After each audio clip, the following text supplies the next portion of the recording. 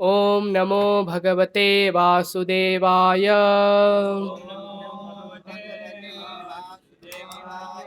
ओम नमो भगवते वासुदेवाय। ओम नमो भगवते वासुदेवाय।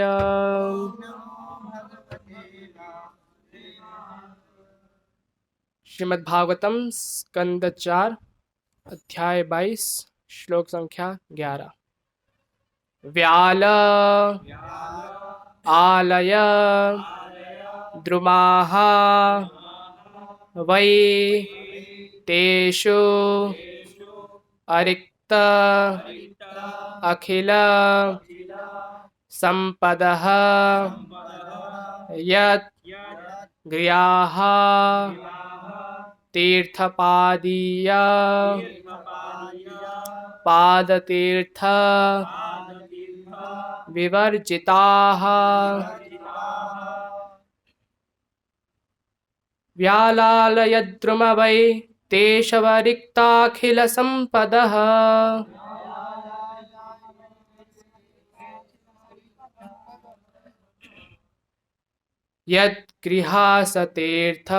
यद्गृहास तीर्थपादीय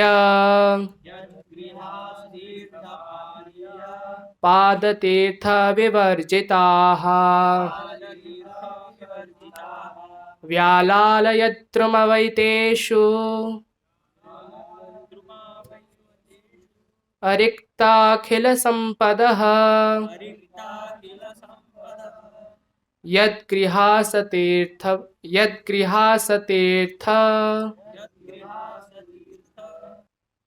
शब्दार्थ। व्याल विषैले सर्प, आलय घर, द्रुमाः वृक्ष, वै निश्चय ही, तेषु उन घरों में, अरिक्त अत्यधिक, अखिला समस्त, संपदः ऐश्वर्य वैभव, यत् जो, गृहाः घर, तीर्थपादीय साधु पुरुषों के चरणों का, पाद तीर्थ चरणों के प्रक्षालन से प्राप्त जल, विवर्जिताः रहित। अनुवाद तथा तात्पर्य श्रील एसी भक्तिवेदांत स्वामी श्री प्रभुपाद जी के द्वारा इस्कॉन के संस्थापक आचार्य। अनुवाद। इसके विपरीत जिस गृहस्थ के घर में भगवान के भक्तों के चरण नहीं पड़ते और जहां उन चरणों के प्रक्षालन के लिए जल नहीं रहता, वह घर समस्त ऐश्वर्य तथा धन संपन्न होते हुए भी ऐसे वृक्ष के तुल्य माना जाता है जिसमें केवल विषैले सर्प रहते हैं। तात्पर्य। इस श्लोक में तीर्थपादीय शब्द का अर्थ भगवान विष्णु के भक्त या वैष्णव है। जहां तक ब्राह्मणों की बात है, पिछले श्लोक में उनके स्वागत के संबंध में कहा जा चुका है। इस श्लोक में वैष्णवों पर विशेष बल दिया गया है। सामान्यतः सन्यासी लोग गृहस्थों को सन्मार्ग दिखाने का कार्य करते हैं। कुछ सन्यासी एक दंडी होते हैं और कुछ त्रिदंडी सन्यासी होते हैं। एक दंडी सन्यासी शंकराचार्य के अनुयायी होते हैं और मायावादी सन्यासी कहलाते हैं।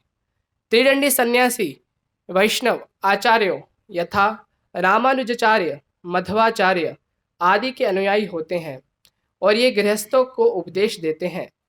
एक दंडी सन्यासी शुद्ध ब्रह्म पद पर स्थित हो सकते हैं क्योंकि वे भली भांति अवगत रहते हैं कि आत्मा शरीर से भिन्न है, किंतु वे मुख्यतः निर्विशेषवादी होते हैं। वैष्णव परम सत्य को परम पुरुष मानते हैं और ब्रह्म तेज को भगवान के आश्रित मानते हैं, जैसा कि भगवद गीता 14:27 में पुष्टि हुई है। ब्रह्मणो ही प्रतिष्ठाहम। निष्कर्ष स्वरूप यह कहा जा सकता है कि तीर्थपादीय वैष्णव के लिए ही प्रयुक्त है। भागवत में एक अन्य प्रसंग भी मिलता है। तीर्थी कुर्वन्ति तीर्थानि वैष्णव जिस किसी भी स्थान में जाता है वह तीर्थ बन जाता है। वैष्णव सन्यासी अपने चरण कमलों के स्पर्श से प्रत्येक स्थान को तीर्थ बनाने के लिए विश्व भर का भ्रमण करते रहते हैं। यहाँ इसका उल्लेख है कि जिस घर में वैष्णव का स्वागत पिछले श्लोक में वर्णित विधि से नहीं होता उसे विषधरों का आवास समझना चाहिए। कहा जाता है कि चंदन जैसे बहुमूल्य वृक्ष के चारों ओर विषैला सर्प रहता है। चंदन वृक्ष अत्यंत शीतल होता है और विषैला सर्प अपने विषैले दांतों के कारण अत्यंत तप्त रहता है।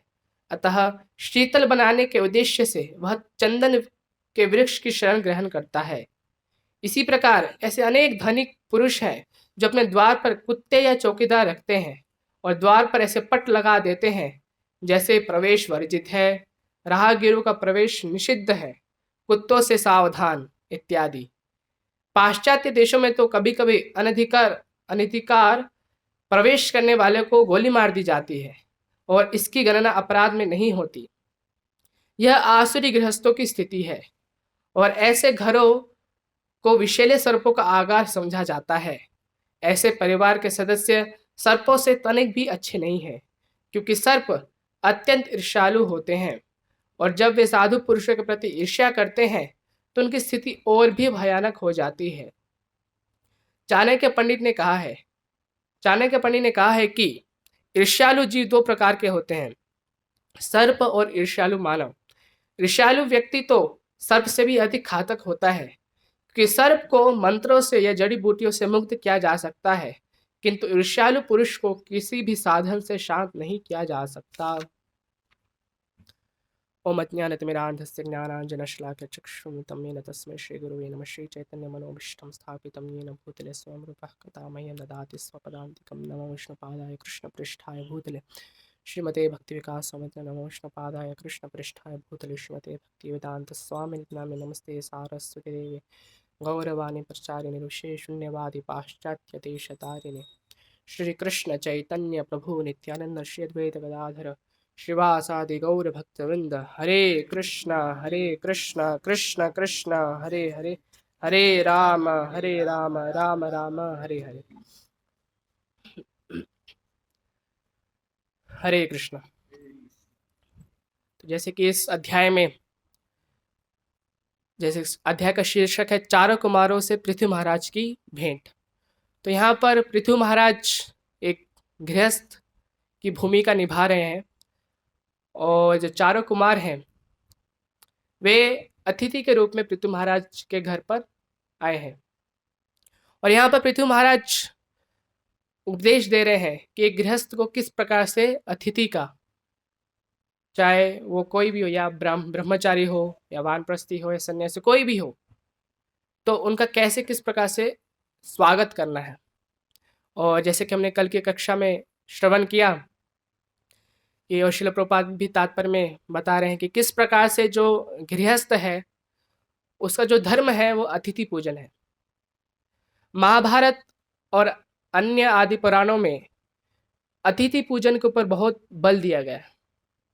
जैसे ब्रह्मचारी आश्रम में गुरु की पूजा पे बल दिया गया है या गुरु की सेवा करने पे बल दिया गया है। जैसे ब्रह्मचारी आश्रम का धर्म है गुरु की सेवा करना।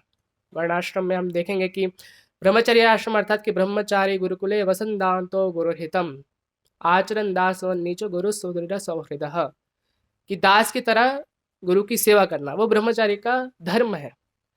और गृहस्थ का क्या धर्म है? तो गृहस्थ का धर्म है अतिथि की पूजा करना या अतिथि का स्वागत करना।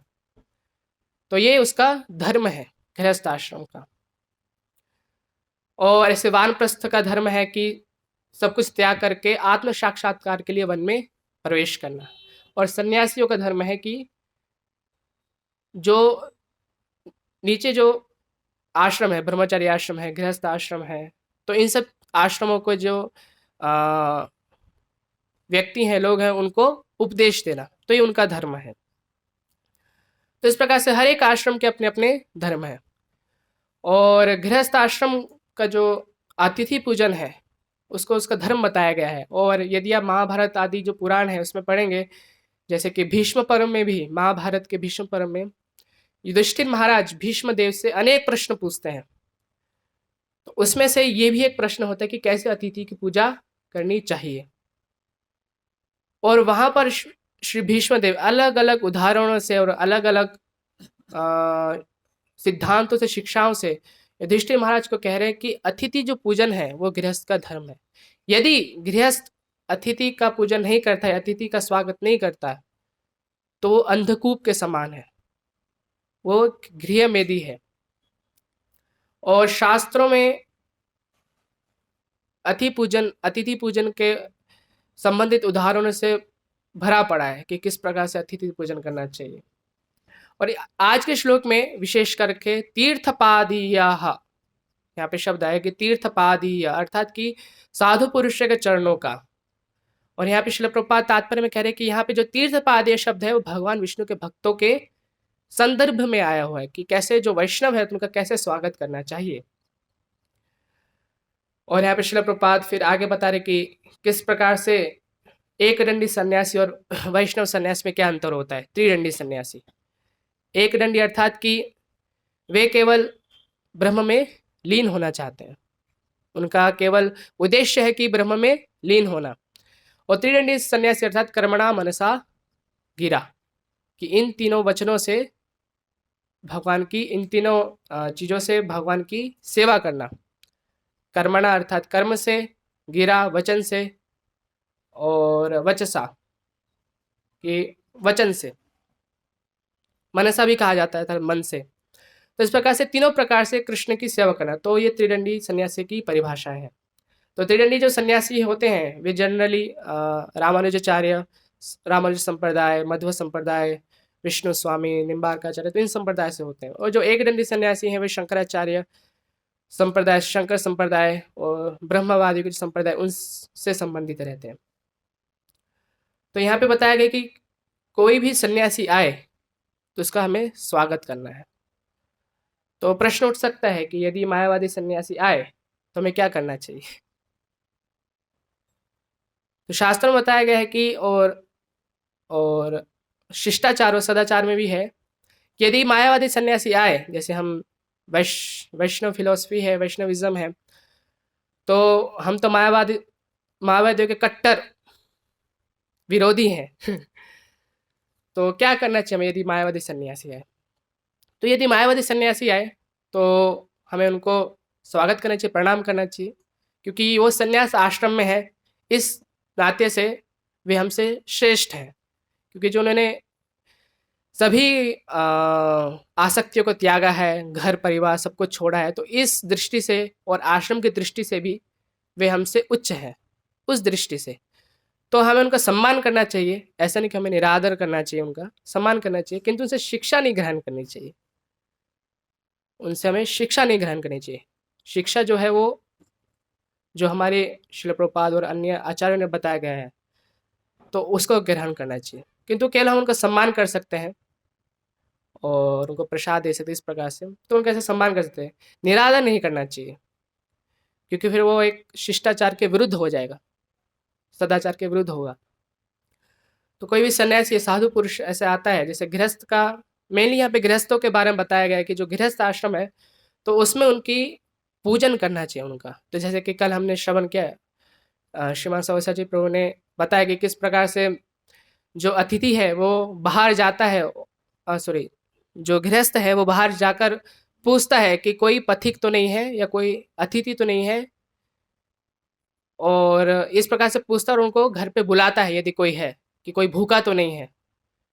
और जनरली पहले क्या होता था कि अब तो जैसे कि ट्रेन्स हैं और बस इस प्रकार से, पहले तो सब लोग चल के जाते थे, कोई भी तीर्थ जाते थे चल कर जाते थे। अब तो क्या है कि हाँ, ट्रेन में गए तो हमने प्रसाद पैक किया और चल दिए। तो पहले के समय तो कि इस प्रकार से द्रुत गति के साधन नहीं हुआ करते थे सामान्य लोगों के लिए। तो उस समय यही प्रथा थी कि जैसे एक गांव से दूसरे गांव गए तो वहाँ पर जो भी गृहस्थ है वो बाहर जाएगा और अतिथि का संबोधन करेगा और बुलाएगा कि कोई भूखा तो नहीं है। इस प्रकार से पथिक जो है वो उसके घर पर भोजन लेगा। तो ये पहले का इस प्रकार से सिस्टम चलती थी और इस प्रकार से संबंध भी बनते थे और इस प्रकार से उनका पालन पोषण हुआ करता था। तो एक गृहस्थ धर्म था कि अतिथि पूजन करना, और इस प्रकार से पुराण आदि में भी हम देखते हैं, महाभारत में कुंती देवी को उदाहरण देखते हैं कि कुंती देवी कैसे दुर्वासा मुनि की पूजा करती है। कि जब दुर्वासा मुनि उनके घर पर आते हैं तो कुंती देवी उनका पूजन करती है, और उनके जो पिता हैं कुंती भोज, जो उनके पिता है, वो उनको कहते हैं कि दुर्वासा मुनि आशुतोष जैसे हैं कि जल्दी गुस्सा भी हो जाते हैं और जल्दी प्रसन्न भी हो जाते हैं, कि अगर तुमने थोड़ी सी भी गलती की तो तुम नहीं बच पाओगे, तुम्हारी मृत्यु निश्चित है।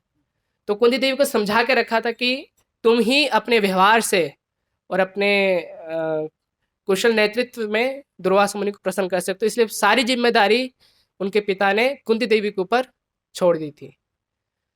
और जो दुर्वासा मुनि थे वे थोड़े मतलब गुस्सा भी हो जाते थे थोड़े, और परीक्षा भी बहुत लेते थे।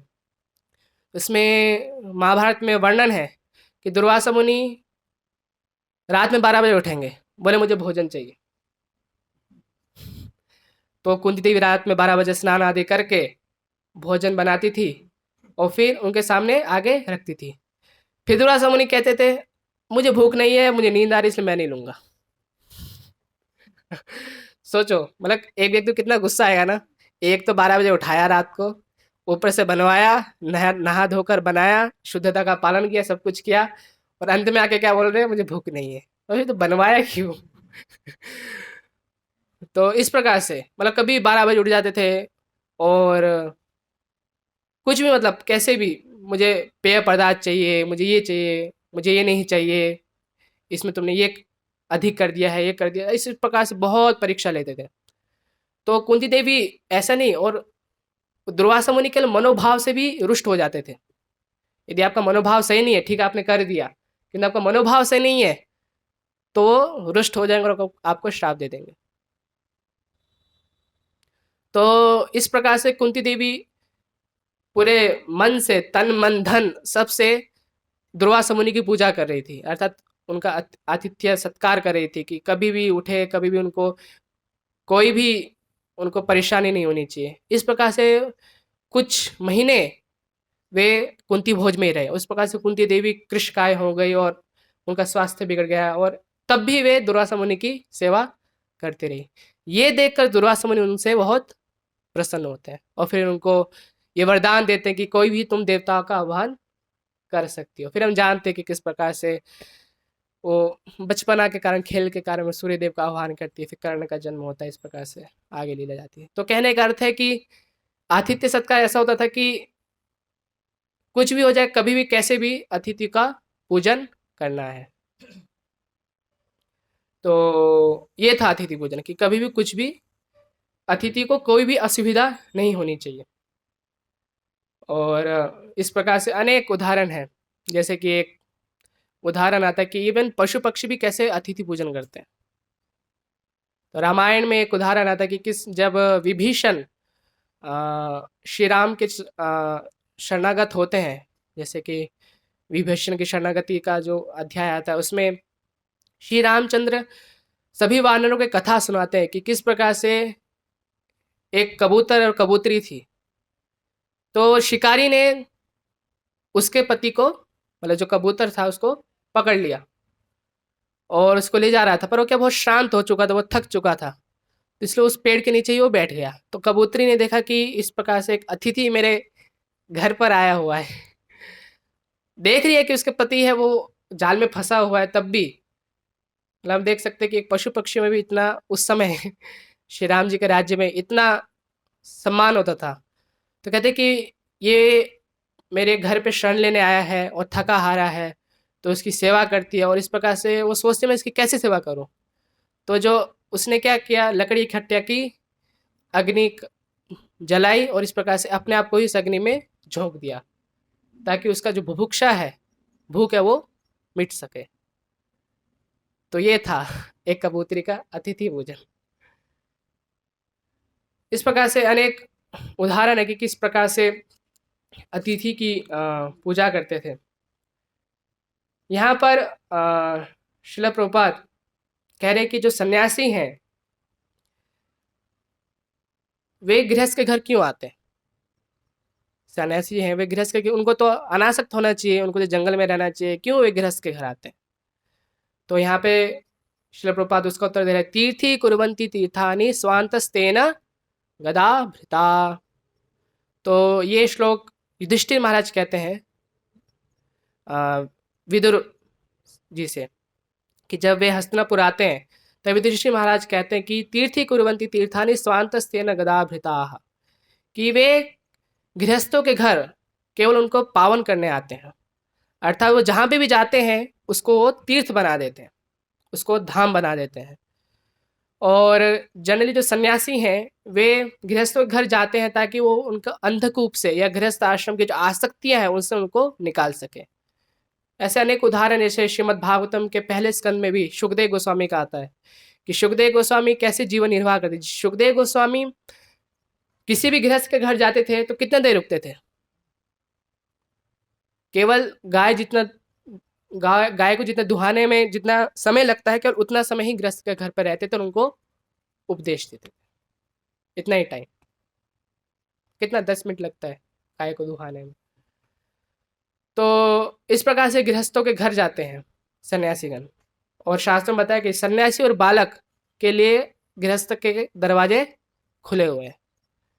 तो आजकल तो सिटी में इतना वो नहीं दिखता, पर यदि आप फार्म कम्युनिटीज़ या वर्णाश्रम में जाएंगे तो जो बालक होते तो कभी भी अपने घर में नहीं खाते थे, वो दूसरे घर में ही खाएंगे। इनके साक्षात उदाहरण कौन है? भगवान श्री कृष्ण।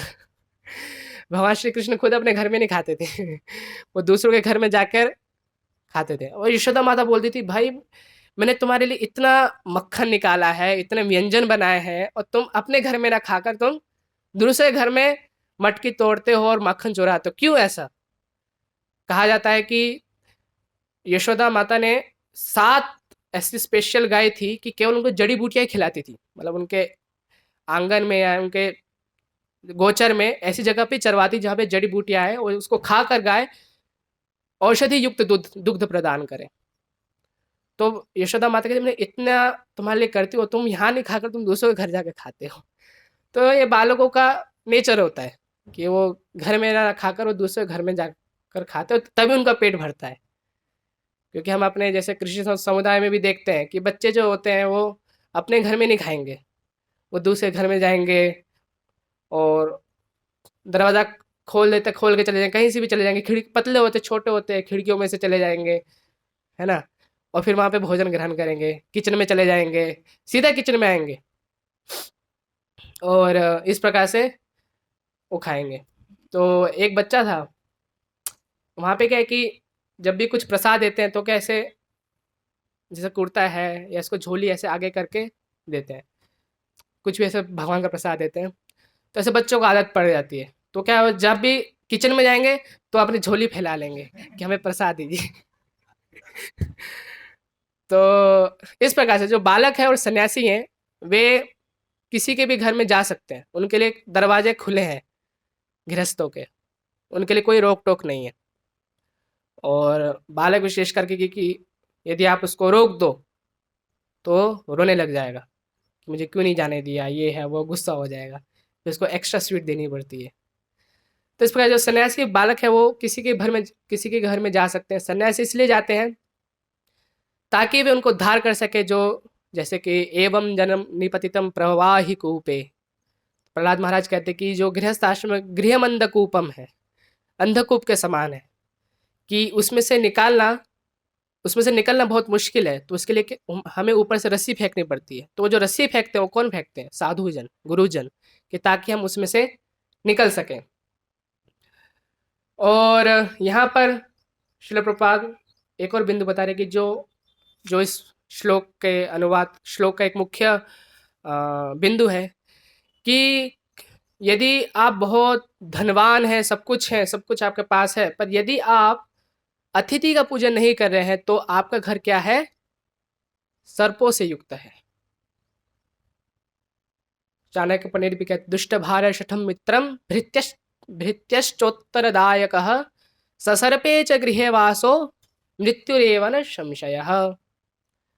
तो चाणक्य पंडित कहते हैं कि दुष्ट भार्या, जिसके घर में भार्या है वो दुष्ट है, अर्थात हमेशा लड़ाई झगड़ालू है, और इस प्रकार से बात करने का तरीका नहीं, इस प्रकार से कटु वचन ही हमेशा बोलती है। दुष्ट भार्य शिठम मित्रम, मित्र हमेशा धोखा देता है। भृत्यश्चोत्रदायक, कि जो सर्वेंट्स है वो आपके जवान लड़ाते हैं। तो ऐसा जो घर है उसमें चाणक्य पंडित कहते हैं कि अच्छा है तुम वहां से निकल जाओ, क्योंकि तुम सांपों के साथ रह रहे हो। तो ऐसा गृह है कि ससर्प जैसा है, ससर्पे च गृह वासो मृत्युरेव संशय, तुम्हारी मृत्यु निश्चित है। तो इससे अच्छा कि तुम अरण्यम तेन गंतव्यम यथारण्यम तथा गृहम, कि इससे अच्छा तुम घर से जंगल चले जाओ, क्योंकि जंगल और घर में कोई अंतर नहीं है तुम्हारे लिए। तो इसलिए तुम घर को छोड़ के चले जाओ।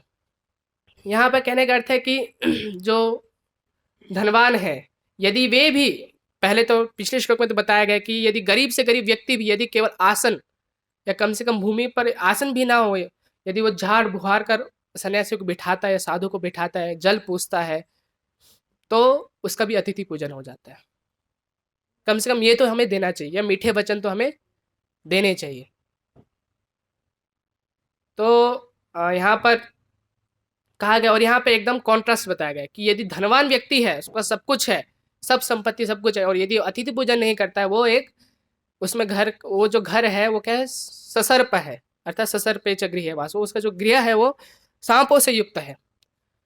और यहाँ पे शिल प्रपात उदाहरण दे रहे हैं सैंडलवुड का, सॉरी सैंडल ट्री का, चंदन के वृक्ष का। चंदन का वृक्ष बहुत अच्छा होता है सुगंध में भी और लगाने में भी, जैसे हम अभी लगाते हैं गुरु पूजा में, ठंडक प्रदान करता है, तो सुगंधित होता है, सब कुछ अच्छे गुण है उसमें।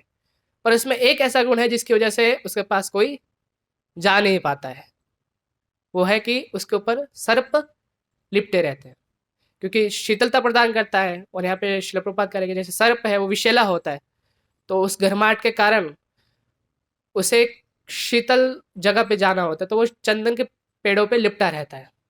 तो यहाँ पे शिल प्रपात कह रहे हैं कि एक गृहस्थ है, यदि वो धनवान है, सब कुछ है, किंतु तब भी अतिथि पूजन नहीं करता है, तो वो इसी प्रकार से साधुओं की पूजा नहीं करता है, वो इसी प्रकार से सैंडल ट्री की तरह है, चंदन के वृक्ष की तरह है, जो कि सुगंधित होने से और मूल्यवान होने से भी, उसके पास जाने से या उसके नीचे छांव में बैठने से हमारी मृत्यु निश्चित है।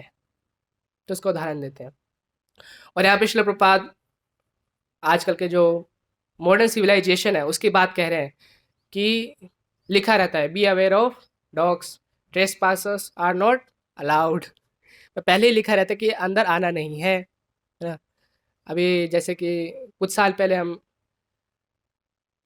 ट्रैवलिंग संकीर्तन पार्टी में थे जयपुर में, तो 2019 में भोपाल से गए थे। तो एक भक्त थे, तो थोड़े गांव से थे वे। तो जैसे गांव में तो ऐसा नहीं लिखा रहता है, गांव में तो क्या आंगन होता है, कोई भी अतिथि आ जाता है इस प्रकार से। तो वहाँ पर उन्होंने, उनको क्या इंग्लिश इतनी अच्छे से पढ़नी नहीं आती थी, तो उनको समझ में नहीं आता था कि ये क्यों सावधानी क्यों बरताने के लिए कहा गया है। तो बी अवेयर डॉग्स को बेवारे ऑफ डॉग्स पढ़ा उन्होंने। तो प्रभु जी, प्रियो बेवारे ऑफ डॉग्स नहीं है, प्रियो बी अवेयर ऑफ डॉग्स है। तो कहने का अर्थ है कि उनको बताया गया कि प्रभु जी आप अंदर ऐसे मत चली जाइएगा, पहले खटखटाइए, कुत्ता है तो थोड़ा दूर रहिए। तो उन्होंने बी अवेयर को बेवारे पढ़ लिया। तो उनको कंसेप्ट ही नहीं था कि अच्छा ऐसे कुत्ते भी रखते हैं कि ताकि कोई ऐसा घुस ना जाए इस प्रकार से। तो यहाँ पे श्रील प्रभुपाद कह रहे हैं कि पहले से ही सावधानी जताई जाती है कि कोई भी अंदर नहीं आ सकता, है ना। पहले तो चलो ठीक है, लोग आते थे, दरवाज़ा खोलते थे। अब तो क्या है कि वो सिस्टम आ गया ना कि वो केवल बटन दबाओ और इसमें से कैमरे में से आपका चेहरा दिखेगा, वो बैठे बैठे बिस्तर बैठे बैठे आपका चेहरा देख सकता है कि कौन आया कौन नहीं आया। पहले क्या होता था कि कोई भी व्यक्ति आता था तो पहले बाहर आते थे और उसको फिर अंदर बुलाते थे, और इस प्रकार से उसका स्वागत होता था। तो पहले कल्चर थी, वो कल्चर तो पूरी नष्ट हो गई है। वो क्यों नष्ट हो गई है, कुछ है कि सावधानी भी बरतनी पड़ती है कभी कभी लोगों को, क्योंकि ऐसे बहुत सारे दुर्घटनाएं हो जाती हैं। तो कुछ हद तक वे भी सही हैं, पर मैं कह रहा हूँ, मेरा कहने का अर्थ है कि आजकल की जो स्थिति है, मॉडर्न सिविलाइजेशन ऐसी बना दी गई है, कितने लोभी लोग होते हैं, इतने दुष्ट होते हैं कि लोग अतिथि पूजन नहीं कर पाते हैं कि असली अतिथि को भी भगाना पड़ता है आज की स्थिति में। असली साधु को भी वे नकली साधु मान बैठते हैं। और इस प्रकार से ऐसे अनेक उदाहरण आते हैं कि किस प्रकार से अतिथि की पूजा करते थे गृहस्थ लोग। एक उदाहरण आता है नैतिक शिक्षा में कि एक दामोदर नाम का ब्राह्मण था। मतलब इसमें अतिथि पूजन का महत्व बताया गया है कि कुछ भी हो जाए हमें अतिथि पूजन करना ही है। तो एक दामोदर नाम का ब्राह्मण था, वो और उसकी पत्नी बहुत गरीब थे और इस प्रकार से मतलब घर का एक टाइम का खाना भी उनको इकट्ठा करने में बहुत कष्ट होता था, इन द सेंस कर नहीं पाते थे, इतना उनकी दुर्दशा थी, वो उनकी आर्थिक स्थिति इतनी मंद थी। तो एक समय क्या होता है कि एक बूढ़े सन्यासी आते हैं और उनके आंगन में बैठ जाते हैं और कहते हैं उनसे कि कोई यहाँ पर दामोदर नाम का ब्राह्मण है। और तो फिर दामोदर नाम का जो ब्राह्मण है वो बाहर आते हैं। इससे पहले कि दामोदर ब्राह्मण ने अपनी पत्नी से कहा था कि कोई भी व्यक्ति हो या कोई भी हमारे आंगन में बैठे, कोई भी हमें पुकारे, तो हमें उसकी अतिथि सेवा करनी है, चाहे कुछ भी हो जाए। उसको बिठाना है, जल के लिए पूछना है, कुछ ना हो तो कम से कम जल के लिए तो पूछना ही है। तो उस सन्यासी ने पुकारा कि दामोदर नाम का कोई ब्राह्मण है। तो वे हाथ जोड़े हुए आए बाहर और इस प्रकार से तो उन्होंने सन्यासी का स्वागत किया और उनको घर पे बिठाया। वे सन्यासी बोले कि मुझे बहुत ज़ोर से भूख लगी है, मुझे भोजन दो। तो दामोदर ब्राह्मण था, वे अपनी पत्नी के पास जाते हैं और कहते हैं कि कुछ घर में बचा है या कुछ आज बन पाया है कि नहीं। तो उसकी पत्नी बोलती है आज तो कुछ भी नहीं है, कोई अनाज नहीं है, कुछ नहीं है। तो दामोदर ब्राह्मण बहुत मतलब दुखी हो जाते कि मैं कैसे सन्यासी कैसे सत्कार करूं उसको। और उन्होंने सामने से कहा कि मुझे बहुत भूख लगी, मुझे भोजन चाहिए। तो अब क्या करें, तो उन्होंने पूछा अपनी पत्नी से कि तुम्हारे पास कोई गहने बचे हैं। तो उसकी पत्नी ने कहा कि वो तो हमने जो पिछले अतिथि आए थे उनकी सेवा में लगा दिए, बेच करके उसका वो धन है वो उनकी सेवा में लगा दिया। तो अब क्या करें, अब कुछ वैसी चीज़ भी नहीं है। तो उन्होंने कहा कि ठीक है। तो पत्नी ने बोला ठीक है, मैं अपने कुछ बाल काट करके उसको कुछ ऐसे रस्सी बनाकर बाहर बेच के जो धन प्राप्त होगा वो उस धन से मैं उस अतिथि की सेवा करेंगे। तो स्त्री ने उसकी उनकी पत्नी ने बाल काटे कुछ अपने और इसकी कुछ रस्सी बना के उसको बेच करके बाहर, उससे जो कुछ धन प्राप्त हुआ उससे वो भोजन उनको खिलाया। और जब उनको भोजन खिलाया तो उसके पश्चात उन्होंने बोला कि 1 घंटे बाद फिर से बोला कि मुझे और भूख लगी है, मैं तृप्त नहीं हुआ। तो अब क्या करें, तो फिर पत्नी ने थोड़े बाल और काटे अपने सर के और इस प्रकार फिर से उसको बेच करके कुछ धन प्राप्त किया और फिर उसको उन सन्यासी को फिर उसका उनको खिलाया भोजन। अब वो दोनों भूखे हैं, वो सन्यासी को खिला रहे हैं। फिर वो सन्यासी कहा कि अब शाम हो चुकी है, अब मैं बूढ़ा भी हो गया हूँ, तो अब मैं बाहर जा भी नहीं सकता, इसलिए आज रात में यहीं विश्राम करूँगा। है ना? फिर वो रात्रि का भोजन माँगा उन्होंने। तो जो बचे कुचे और बाल थे तो पूरा मुंडन करके वो जो बाल थे उन्होंने उसका भोजन फिर से उनको खिलाया। और इसके पश्चात जो सन्यासी थे उन्होंने विश्राम किया और दामोदर जो ब्राह्मण थे तो ऐसे नहीं कि ठीक है सन्यासी सो गए तो हम भी सो जाएंगे, हम भी कुछ भोजन बनाए या कुछ करें, नहीं। ब्राह्मण सोए और उनके फिर चरण पखारे या चरण को दबाया उन्होंने। और इस प्रकार से रात्रि अर्धरात्रि में तो उनको भी नींद आ गई, उनकी पत्नी फिर सो गई। और जब वो सुबह उठे तो वो जो ब्राह्मण थे वो स्वयं भगवान थे, वो सन्यासी थे। तो वो उनकी परीक्षा लेने आए थे कि किस प्रकार से वो अपने जो अतिथि जो कैसे वो पूजन करते हैं, कि इतने गरीबी होते हुए भी कैसे वो अतिथि के पूजा करते हैं। तो इस प्रकार से जब वो सुबह उठती है तो उनकी पत्नी के पूरे जो लंबे लंबे केश वापस आ जाते हैं और वो इस प्रकार से भगवान जो है उनको धनवान बना देते हैं। ब्राह्मण से बहुत प्रसन्न होकर उनका अपना वास्तविक स्वरूप बताते हैं और इस प्रकार से उनके अतिथि पूजन से प्रसन्न हो जाते हैं। तो ये था डेडिकेशन, ये था उनका त्याग। कौन स्त्री अपने बाल काटेगी? वो भी एक कोई भी अतिथि के लिए, कोई ऐसा जो जिसको हम ना जानते ना कुछ करते, नहीं। है ना। स्त्री के लिए उसके जो बाल है वो सबसे सुंदरता माना जाता है। तो उसने अपने केश काट करके अतिथि की सेवा की। तो ये था अतिथि पूजन का महत्व। और कहा जाता है कि जो अतिथि की पूजा नहीं करता है उस गृहस्थ को नरक में वास करना पड़ता है। भीष्मदेव बताते हैं कि ऐसे गृहस्थ को करोड़ों करोड़ों साल तक एक प्रकार का नरक है, उसमें उसको रहना पड़ता है यदि वो एक बार भी अतिथि का पूजन करने में चूक जाता है। ये महत्ता थी। और ऐसे बहुत सारे उदाहरण हैं कि जैसे आ, रामानुजाचार्य के संदर्भ में भी आता है कि किस प्रकार से जो धनुर्दास उनके जो शिष्य थे उन्होंने भी किस प्रकार से सेवा की। उनके पास कुछ नहीं था, तो उनके केस में भी आता है कि किस प्रकार से उनकी जो पत्नी थी बहुत सुंदर थी, अब उनके पास कुछ नहीं था। तो पत्नी बोलती कि हाँ एक बनिया है, तो उसके राशन मैं ला सकती हूँ, पर उसने शर्त रखी कि मैं तुम्हें तभी दूंगा जब तुम मेरे पास एक रात्रि रहोगी। तो अब वो कैसे करे। तो उनके पति ने बोला कि नहीं, हमारे गुरु आए हैं, तो गुरु की सेवा तुम्हारे सतीत्व से ज़्यादा इम्पोर्टेंट है। तो इसलिए तुम जाओ और पहले उससे वादा करके आओ और भोजन लेके आओ, इस प्रकार से राशन लेकर आओ और उससे भोजन पकाओ और गुरु को प्रसन्न करो। क्योंकि श्री संप्रदाय में जो गुरु भक्ति है वो बहुत, उसमें बहुत बल दिया जाता है। क्योंकि श्री चैतन्य महाप्रभु ने भी रामानुज श्री संप्रदाय से ये शिक्षा ग्रहण की थी। जैसे हर एक संप्रदाय से दो दो शिक्षाएं उन्होंने, मतलब दो दो गुण उनके ग्रहण किए थे। तो उसमें से एक रामानुजाचार्य की जो संप्रदाय श्री संप्रदाय, उसमें से ये गुण उन्होंने गुण ग्रहण किए थे, गुरु भक्ति। कि गुरु की भक्ति के लिए वो कुछ भी कर सकते हैं, अपने सब प्राण न्योछावर कर सकते हैं। रामानुजाचार्य की लाइफ में ऐसे बहुत सारे उदाहरण है कि उनके शिष्य ने किस प्रकार से बलिदान दिया। ये इनका एक उनके शिष्य थे कुरेश, किस प्रकार से उन्होंने अपनी आंखें अपने गुरु के लिए दे दी, अंधे हो गए वो।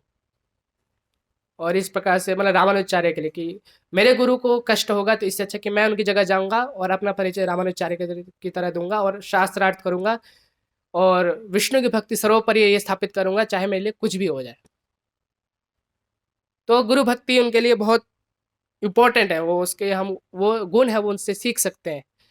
तो इस प्रकार से उन्होंने गुरु भक्ति दिखाई और इस प्रकार से उन्होंने सत्कार किया और रामानुजाचार्य समझ गए कि इस प्रकार से है। फिर उन्होंने कुछ ऐसे उनकी शिक्षा दी कि उनके पत्नी को बोला कि आप उनको ये कुछ वाक्य कहना, इससे उनका पूरा मन बदल जाएगा। तो स्त्री जाती हैं, उनकी जो शिष्या हैं वो जाती हैं और वहाँ पे उनको कुछ ऐसे उपदेश देती हैं, तो उस जो बनिया है उसका मन पूरा बदल जाता है, वो आत्म साक्षात्कार हो जाता है उसको। तो कहने कहते हैं कि अतिथि पूजन के लिए क्या क्या नहीं कर सकते, शास्त्रों में इसके अनेक ऐसे उदाहरण हैं। और गृहस्थ आश्रम कब धन्य है उसके बारे में बताया गया है। जैसे चाणक्य नीति में कहा गया है, सानंदम सदनम सुतासु सुधया कांतः प्रियालापिनी स्वयोषिताम। आगे ऐसा आता है कि इच्छा पूर्ति धनम स्वयोषित प्रीति, स्वयोषित प्रीति, ऐसा आ गया था कि आतिथ्यम शिव पूजनम प्रतिदिनम मिष्ठान्न पानम गृहे, आगे आता है कि साधवो, इस प्रकार से आता है कि धन्यो गृहस्थ आश्रम, जैसे पूरा श्लोक है उसमें बताया गया कि कैसे जो गृहस्थ आश्रम कैसे धन्य है। तो उसमें बताया गया कि सानंदम सदनम सुतास्तु सुधिया, कि गृहस्थ आश्रम कैसे धन्य है। बताया गया कि सानंदम अर्थात कि सदनम, जिसका गृह आनंद पूर्ण हो, और सदनम सुतास्तु सुधिया, जो सुत है अर्थात पुत्र है वो बुद्धिमान है। कांत प्रिया लापिनी, जो पत्नी है वो प्रिय वचन कहती है। और इच्छा पूर्ति धनम, और जो धन है वो अतिथि सत्कार में और इच्छा पूर्ति में लगाया जाता है। और स्वयोषित प्रीति, और स्व आज्ञा परा सेवका, और जो सेवक हैं या भृत्य है वो आज्ञा परायण है।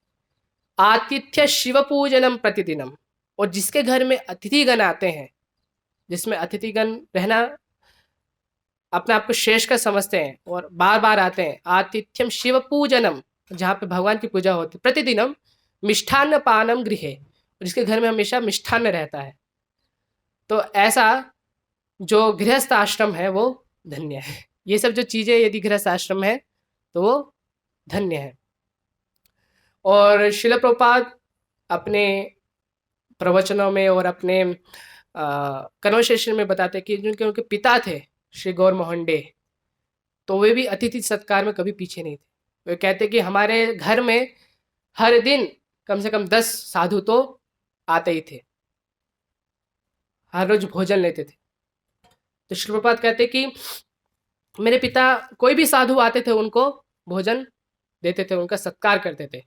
तो वहाँ पे श्री प्रभुपाद कह रहे हैं कि मतलब उस समय तक मेरे पिता वृद्धावस्था में भी ऐसे साधुओं की पूजा करते थे और उनसे एक ही आशीर्वाद मांगते थे कि मेरा जो पुत्र है वो श्रीमती राधा रानी का दास बने, भक्त बने। तो श्री प्रभुपाद बताते हैं कि किस प्रकार से अतिथि का पूजन करना चाहिए और उनके पिता का उदाहरण देते हैं। इस प्रकार से चाणक्य नीति में बताया गया है कि अग्नि अग्निर्गुरु द्विजातीनां ब्राह्मणानां वर्णानां ब्राह्मणो गुरुः पतिरेव गुरुस्त्रीणां सर्वस्य चाभ्यगतो गुरुः।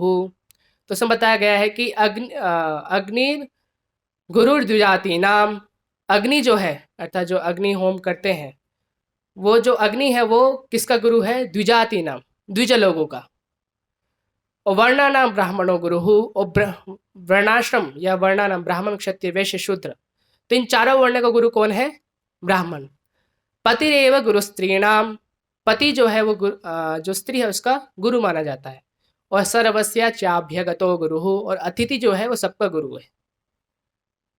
तो कहा गया कि अतिथि जहाँ पे भी आए उसको गुरु की तरह सम्मान करना है। जैसे हम जैसे गुरु महाराज आते हैं तो कैसे हम उनका स्वागत करते हैं और पाद प्रक्षालन करते हैं। और इस प्रकार से जैसे कि इस श्लोक में भी कहा गया है कि इसके विपरीत जिस गृहस्थ के घर में भगवान के भक्तों के चरण नहीं पड़ते और जहां उन चरणों के प्रक्षालन के लिए जन नहीं रहता है, वह घर समस्त ऐश्वर्य तथा धन संपन्न होते हुए भी ऐसे वृक्ष के तुल्य माना जाता है जिसमें केवल विषैले सर्प रहते हैं। तो चरणों का प्रक्षालन जल, तो जैसे हम गुरु महाराज जब आते हैं, कोई सन्यासी आते हैं, इस प्रकार से उनका प्रक्षालन करते हैं, उनका जल पीते हैं। तो ये सब जो कहा गया कि जो गुरु के समान अतिथि का स्वागत करना चाहिए। यही प्रोसेस है, कोई भी अतिथि आए तो उनको पहले बिठाना है, प्रक्षालन करना है, उनका जल से उनके पैर धोने हैं, इस प्रकार से पूरा घर पवित्र करना है। यही सेम प्रोसेस है। चाणक्य पंडित कहते हैं कि जो अतिथि है वो सबका गुरु है।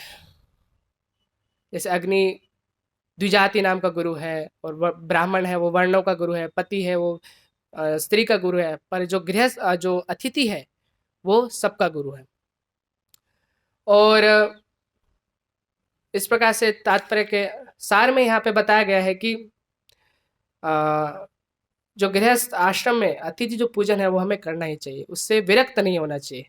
जो व्यक्ति ऐसा नहीं करता है, शास्त्र में बताया गया है कि उसको हमेशा नरक में वास करना होगा। तो गृहस्थ आश्रम में प्रवेश करने से पहले ये हमें सोचना चाहिए कि कोई भी वैष्णव आए या कोई भी अतिथि आए उसका हमें पूजन करना चाहिए। और वर्णाश्रम या कृषि समुदाय में तो आप अच्छे से इसका पालन कर सकते हैं। तो वहाँ पे भक्त आते हैं और साधुओं का समागम होता है, इस प्रकार से घर में आते हैं और अच्छे से हम अतिथि पूजन कर सकते हैं। तो इसीलिए सार रूप में गृहस्थों को अतिथि पूजन करना चाहिए, उनका सत्कार करना चाहिए।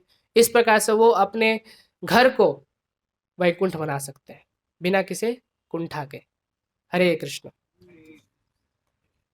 किसी का कोई प्रश्न या कोई कुछ इस संदर्भ में कहना चाहते हैं?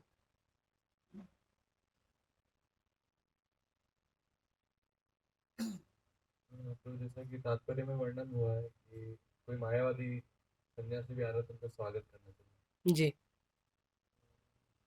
लेकिन जैसे हम जो आचरण करते हैं वो हमारे शब्दों से ज्यादा प्रचार करता है। हाँ जी तो अगर हम किसी मायावादी का सम्मान कर रहे हैं, स्वागत कर रहे हैं, तो जो जिनकी कॉमन श्रद्धा, जो सामान्य जनता, उनको ऐसा लगता है ये भी प्रामाणिक व्यक्ति है, इनकी शिक्षाएं ले सकते हैं, सुन सकते हैं। हाँ जी तो हम तो सदाचार के रूप में उसको कर रहे हैं, लेकिन वो उसे अलग रूप में लेते हैं। जी तो जी। इसमें कैसे समन्वय कर? हाँ जी। तो इसमें इसमें ऐसे ही कर सकते कि जैसे कि कोई ऐसे मायावादी सन्यासी आए, तो सपोज जैसा आपका प्रश्न है, चलो संडे प्रोग्राम में आए, है ना, कि उस समय पब्लिक रहती है। जनरली जैसे दिन में पब्लिक नहीं रहती है, हम ब्रह्मचर्य आश्रम में कुछ ऐसे भक्ति रहते हैं, तो इसमें समझाना ईजी है। जैसे कि संडे प्रोग्राम में है, तो हमें किस प्रकार से करना चाहिए। तो हाँ, सम्मान करना चाहिए, सम्मान तो करना ही है। अगर हम सम्मान नहीं करेंगे तो मर्यादा विरुद्ध होगा, मर्यादा का व्यतिक्रम होगा और सदाचार के विरुद्ध भी होगा। तो सम्मान करना चाहिए। तो उसमें एक ही उपाय है कि फिर बाद में जो सन्यासी जाएँ या उसके बाद, तो हम उन लोगों को क्लियर कर सकते हैं कि हमें केवल उनका सम्मान करना चाहिए, उनकी शिक्षा नहीं ग्रहण करनी चाहिए। इस प्रकार से कर सकते हैं। नहीं तो अगर हम उनके सामने ही उनको जैसे ही आए, उनको दरवाजे पे ही झाड़ने लग गए कि तुम तो मायावादी हो, ये हो, वो हो, तुम्हारे ये फिलॉसफी, तुम तो हमारे से बिल्कुल विरुद्ध हो, तो वो शिष्टाचार के विरुद्ध होगा और एक प्रकार से वो पब्लिक के लिए भी अच्छा नहीं है कि मतलब उनकी दृष्टि में भी अच्छा नहीं कि हम इस प्रकार से कठोर बने। उस देश काल से हमें क्या देश काल स्थिति को देखना होगा कि किस प्रकार से करना है। तो यदि ऐसा हो तो बाद में उनको क्लियर कर सकते हैं, या जिनके संशय उठ सकते हैं बाद में उनको, या उसके ऊपर क्लास भी ले सकते हैं बाद में कभी, कि शिष्टाचार सदाचार के ऊपर। तो इस प्रकार से समन्वय कर सकते हैं। अक्सर आजकल क्या होता है, जो भी चीज़ होती है वो यूट्यूब पे अपलोड हो जाती है। तो आज इसको हम देखते हैं, बहुत सारे अन्य साधुओं का भी सम्मान किया जाता है, उनका स्वागत किया जाता है, तो वो चीज़ यूट्यूब पे जाती है।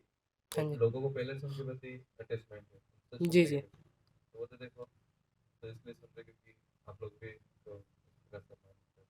हम्म। तो जो कोमल श्रद्धा है हाँ, वो डगमगा सकती है, जैसे कि बहुत सारे जैसे साधु आते हैं, ठीक है, हम उनका सम्मान करते हैं। तो आजकल ऐसा कि यूट्यूब पे अपलोड हो जाती है और सब कुछ हम कर देते हैं। तो उसमें बस हम क्लियर कर सकते हैं, और तो उसका कोई मुझे अन्य उपाय नहीं दिख रहा है क्लियर के अलावा। तो सम्मान तो हमें करना ही होगा, ऐसा नहीं कि हम उनको सम्मान नहीं कर पाए। या तो उस समय जैसे यूट्यूब चैनल से हम कम से कम हम अपने उसमें दायरे में कि उस समय इसको ब्रॉडकास्ट ना करें, केवल उनका अपने तक ही सीमित रखें, ऐसा हम कर सकते हैं। कम से कम अपने दायरे में तो हम उसको कंट्रोल कर सकते हैं।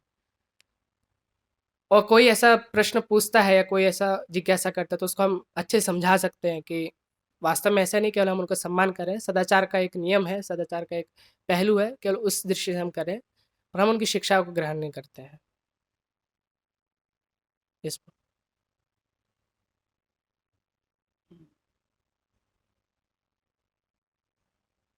Hmm. Actually, our thoughts gave a very good example how to deal with Mayatha. Yes. Yes. And when they started to speak in a public program, या he asked the disciples to start Kirtan. या So it is it also happened. very Yeah, good. yeah, it happened in Japan. Yeah, So yeah, there's an incident. we can also do it. Because You can make him a devotee. हाँ, तो हाँ, जैसे प्रश्न ने बताया कि कीर्तन प्रारंभ कर देते, जैसे कुछ बोलने जाते थे मायावाद, तो मतलब ऐसा इंसिडेंट आता कि जापान में जब वो कीर्तन करे, प्रभुपाद, मतलब बहुत सारे एक संगम होता है हिंदू समाज का। तो आपको पता है हिंदू समाज मतलब क्या, सब हौच पौच, सब जो भी सैफरन जो भगवा वस्त्र में वो साधु। तो ऐसे ही तो बहुत सारे लोगों को बुलाया जाता है वहाँ पर, तो शिला प्रभुपाद भी होते हैं। तो शिला प्रभुपाद पहले प्रवचन देते हैं, शिला प्रभुपाद कुछ बोलते हैं, कहते हैं। तो उसके बाद सब सब भक्त कीर्तन करते हैं, प्रवचन होता है। फिर वहाँ का जो मुख्य जो मैनेजर था, तो फिर वो अन्य सन्यास को बुलाता है। तो व्यास आसन होता है, सबके लिए होता है, पर प्रोपा जी उठते नहीं है वहाँ से। तो जो वहाँ का मैनेजर होता है वो सोचता है, "अरे, ये स्वामी जी उठे नहीं अभी तक, उठना चाहिए इनको, दूसरे सन्यासी आए हुए हैं।" तो प्रभा जी उठे नहीं, कि प्रभा जी को पता है कि ये बकवासी बोलने वाला है। तो प्रभा जी उठे नहीं और फिर प्रभा जी वहीं बैठे रहे। तो अब उस सन्यासी को क्या, उसको सन्यासी को खड़ा रहकर बाजू में प्रभुपाद के बोलना पड़ा। तो उसी के महत्वपूर्ण घट गई उसकी उसमें। तो वहाँ पे जब वो बोलने लगा, तो प्रभुपाद जी, क्योंकि वो तो हिंदी भाषा में बोल रहा था, तो भक्तों को तो जो फॉरेन डिवोटीज को समझ में नहीं आ रहा था, पर वो देख रहे थे। हरीश्वर प्रभु बताते हैं, भक्त लोग देखते प्रभुपाद जी बहुत मतलब उबल रहे हैं, बहुत गुस्सा आ रहा है उनको, क्योंकि एक वैष्णव वो भगवान के बारे में ऐसा कैसे सुन सकता है कि भगवान और हम एक ही हैं, हमें भगवान में मर्ज करना है, ये है वो है, भगवान निराकार है, भगवान का कोई रूप नहीं, माया है। तो प्रभुपाद जी उसको सहन नहीं कर पाए, क्योंकि पर मर्यादा है कि अब उनको कुछ कह नहीं सकते। तो प्रभुपाद ने कहा ओके डू कीर्तन। तो सब भक्तों ने जोरदार कीर्तन किया, तो उनकी आवाज नहीं आई, सब भक्त सब लोग कीर्तन करने लगे। तो किसी ने जैसे प्रश्न ने बताया कि कीर्तन कर सकते हैं।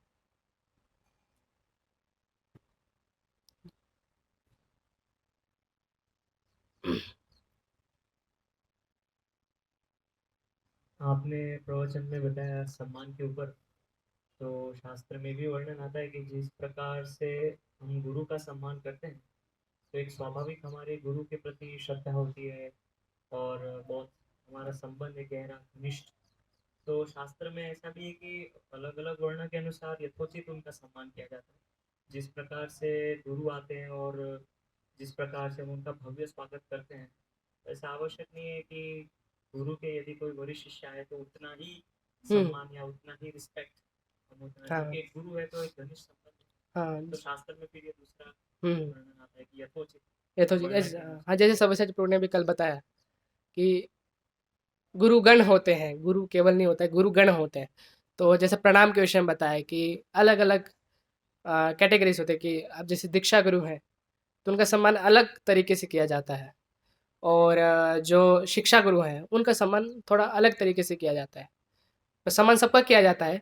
तो जैसे कि मैंने बताया कि गुरु की तरह सम्मान, अर्थात गुरु की तरह सम्मान अर्थात कि जो अतिथि है वो उसकी इम्पोर्टेंस बताने के लिए, महत्व बताने के लिए, कि जैसे जो गृहस्थ आश्रम में जो अतिथि आया है तो उसका ऐसे सम्मान करें, मतलब उसको ऐसा आदर करें, मतलब ऐसा आदर दिया करते थे, तो कम से कम जल तो पूछना चाहिए। तो हाँ, अलग अलग कैटेगरी है ये तो, नहीं तो सब इम्पर्सनलिज्म हो जाएगा। सबको एक ही सम्मान। तो जी, जैसे कि प्रिय ने बताया कि अलग अलग कैटेगरी होती है, अलग अलग तरीके से सम्मान किया जाता है। और जो भक्ति विनोद ठाकुर चैतन्य शिक्षामृत में जी, लगभग 8 प्रकार का वर्णन करते हाँ जी, हैं। हाँ जी। वर्ण मर्यादा, शिक्षा मर्यादा, आश्रम मर्यादा।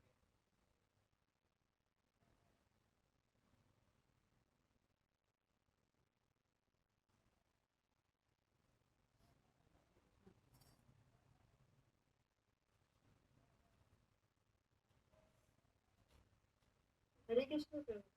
जैसे कोई अतिथि अभी आजकल जो आते हैं, तो उनका सम्मान चाय कॉफी से ही होगा, तभी वो समझेंगे उसको सम्मान। किसी किसी घर में नॉनवेज की भी डिमांड रहती है अतिथियों की, तो उसके लिए क्या करें? हाँ, ये डिमांड रहती है, जैसे कि रिलेशंस में आते हैं, रिलेटिव्स आते हैं, तो अब जैसे हम इस संदर्भ में जैसे कि हम वैष्णव हैं, तो उसमें तो या तो हम बता सकते हैं कि मतलब रिक्वेस्ट कर सकते हैं कि हम इस प्रकार से ये चीज़ हम नहीं करते पे पकाते या इस प्रकार से नहीं करते हैं। तो जो अतिथि है वो भी समझ जाता है, और अतिथि समझ जाता है। और इस संदर्भ में जैसे कि शिल प्रभुपाद उदाहरण देते हैं अपनी बहन का, राजर्षि मतलब किसी अपनी बहन का उदाहरण देते हैं, है ना। तो उसमें उदाहरण देते हैं कि किस प्रकार से उनको, उनकी जो बहन थी उनका विवाह ऐसे घर में हुआ जहाँ पर उनके जो पति है और सब है वो सब मांस भक्षण भी करते थे। तो शिल प्रभुपाद बताते हैं कि इंसिडेंट में कि एक बार जब पहली बार ससुराल गई, तो उन्होंने कह दिया उनको कि गेस्ट आए हुए हैं तो मांस पकाने के लिए। तो जो उनकी बहन थी वो रोने लगी। तो उन्होंने पकाया, उसके बाद क्या उनको भी परोसा गया। तो जो उनकी बहनें रोने लगी देख के, वो मतलब, तो उसके बाद उनकी जो सासू माँ थी उन्होंने पूछा उनसे कि तुम क्यों रो रही हो। तो उन्होंने बोला कि एक्चुअली हम वैष्णव उससे हैं तो हम इसको नहीं लेते हैं, इसका पकाते नहीं हैं इस प्रकार से। तो उनकी जो सासू माता थी उन्होंने बोला ठीक है तुम इसको मत लो, इस प्रकार से तो उनको समझ गए और इस प्रकार से उन्होंने उनको वो चीज़ नहीं दी।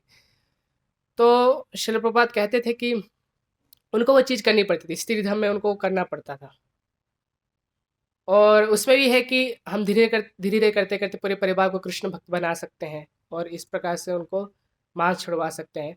तो जैसे कि माता जी का प्रश्न है कि कोई गेस्ट आए और ऐसे वो डिमांड करें, तो उस संदर्भ में हम उनको या तो विनीत भाव से कह सकते हैं, रिक्वेस्ट कर सकते हैं कि इस प्रकार से हम नहीं करते हैं, फिर उनको ऊपर छोड़ सकते हैं। और जैसे कि कुछ रिलेटिव्स जो चाय कॉफ़ी उनको चाहिए होती है, जैसे कुछ माता पिता हैं, वो ये हैं वो हैं, और उनके बिना उनका दिन शुरुआत होती ही नहीं है।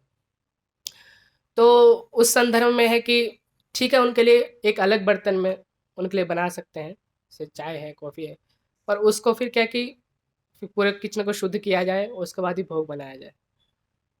उसमें ऐसा करते हैं क्योंकि संबंधों को भी बनाना ज़रूरी है, रखना ज़रूरी है, और फिर उनको धीरे-धीरे कल्टीवेट कर सकते हैं। ऐसे नहीं कि हाँ, वो कह रहे हैं तो बनाते जा रहे हैं, उनको कभी प्रीच नहीं कर रहे, उनको प्रीच करना चाहिए। इस प्रकार से धीरे-धीरे करते कल्टीवेट कर सकते हैं।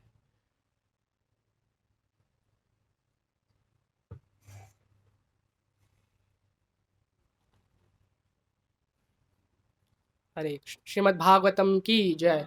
श्रील प्रभुपाद की जय।